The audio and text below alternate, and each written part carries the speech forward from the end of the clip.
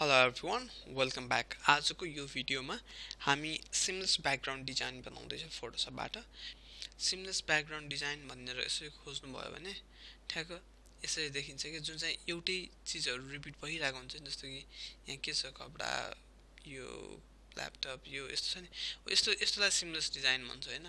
अब यस्तो खाले हामीले डिजाइन चाहिँ फोटोसपबाट सजिलै गर्न सकिन्छ र यस्तो खाले प्याटर्न डिजाइनहरू बनाएर राख्यो भने पछिलाई काम लाग्छ। सो यो चाहिँ कसरी बनाउने म तपाईँहरूलाई देखाउन गइरहेको छु। So first of all Photoshop खोलौँ, फोटोसपमा न्यू फाइल गरौँ।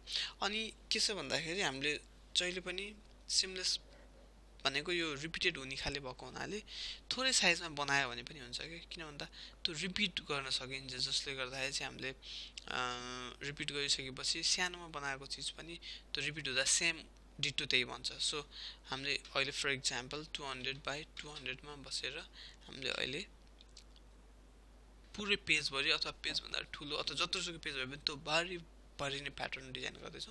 सो यतिभित्र हामीले हाम्रो डिजाइन गर्नु पर्यो। अब कसैले फुल गर्लान्, कसैले खानेकुरा गर्लान्, वाट एभर जे पनि मिल्छ होइन। जस्ट म चाहिँ अहिले यो प्रोजेक्टको लागि म साइकलको चाहिँ गर्न गइरहेको छु। सो मसँग भएको जति पनि साइकल छ यो सबैलाई म अहिले एकचोटि सर यहाँ हालिदिन्छु। So like this and like this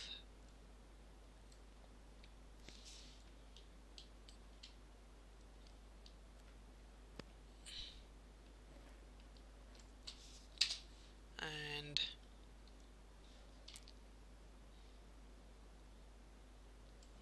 like this।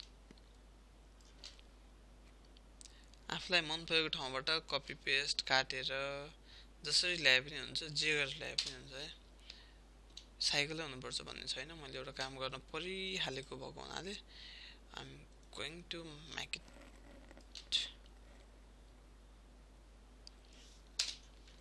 अब यति भइसकेपछि अब अगाडि पछाडि लेयरलाई अगाडि पछाडि पार्न डेफिनेटली तपाईँहरूलाई आउँछ भन्ने चाहिँ मैले सोचिरहेको छु होइन। सो यदि आउँदैन भने मेरो फोटोसपको ट्युटोरियल छ, प्लिज बिगिनर्सको लागि भनेर टार्गेट गरेर बनाएको फोटोसप ट्युटोरियल छ, त्यो हेर्नु होला। Definitely you will learn so many new things है त। ओके, अब यति भइसकेपछि यसमा चाहिँ के भन्दा यो एक टाइपको प्याटर्न बन्नलाई रेडी भयो कि। अब यही प्याटर्न जत्रोसुकै पेज भए पनि यो रिपिट भएर बस्दिन्छ है। अब यसले चाहिँ के हुन्छ भन्दाखेरि यो सातवटा इमेज यसमा हालिसकेपछि अब मैले यसलाई सबै सिलेक्ट गरेँ हो। सबै सिलेक्ट गर्नको लागि माथि क्लिक गर्ने, सिफ्ट हटाउने अनि तल ल्याएर क्लिक गरिसकेपछि सबै सिलेक्ट भयो। अब यसमा राइट क्लिक गरेर यहाँ मर्ज लेयर र मर्ज भिजिबल हुन्छ। यो चाहिँ सेप र पिक्चर्सको केसमा हुन्छ, जे गर्दा पनि केही फरक पर्दैन पिक्चर्सको केसमा चाहिँ होइन। अब सेपहरू युज गर्दै हुनुहुन्छ भने मर्ज भिजिबल गर्दाखेरि राम्रो हुन्छ। सो अब मर्ज लेयर गरियो, एउटा लेयर बन्यो हो।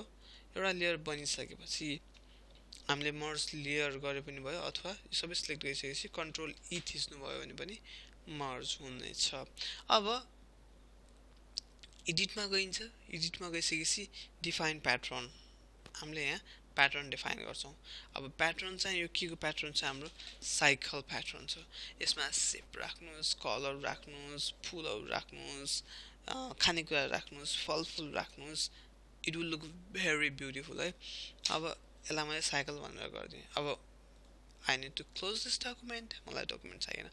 अब म काम गर्दैछु, मलाई इन्स्टाग्राममा एउटा पोस्ट बनाउनु छ। सो म के गर्छु, मेरो इन्स्टाग्रामको पोस्ट भनेको एउटा स्क्वायर अब इन्स्टाग्रामको पोस्ट चाहिँ जहिले पनि के हुन्छ, स्क्वायर सेपमा हुन्छ। सो अहिले यहाँ 1080 बाई 1080 छ, म यसलाई ओके गरेँ। अब यसमा चाहिँ मलाई त्यो प्याटर्न फिल गर्नु मन लाग्यो भने धेरै तरिका हुन्छ। यहाँ एडिटमा गएर, फिलमा गएर, प्याटर्नमा गएर साइकल चुज गरेर ओके गरिदिनु भयो भने पनि हुन्छ। भने यो लेयरमै पनि ब्लेन्डिङ अप्सनमा गएर प्याटर्न ओभरले गर्नुभयो भने पनि यहाँ साइकल चुज गर्ने ठाउँ हुन्छ। साइकल चुज गरेर अनि ओपेसिटी घटाउने, बढाउने, स्केलिङको कुरादेखि लिएर सबै चिज यहाँबाट नि गर्न मिल्छ। भने त्यस्तै अर्को छ, लेयरमा गएर न्यू लेयर फिलमा गएर प्याटर्न गरियो भने ओके गरिसकेपछि यहाँबाट पनि फिल गर्नु मिल्छ, जसको लागि चाहिँ अब हामीले हाम्रो हिसाबले स्केलिङ गर्नु मिल्छ। मलाई जस्ट सिम्पल पछाडि साइकलहरू मात्रै भएको ब्याकग्राउन्ड पाउँथ्यो। So this is what I need होइन, तपाईँहरूको रिक्वायरमेन्ट अनुसार you can play around. So this is how you are going to create a seamless background pattern design in Photoshop. So don't forget to subscribe to my channel. See you in next video.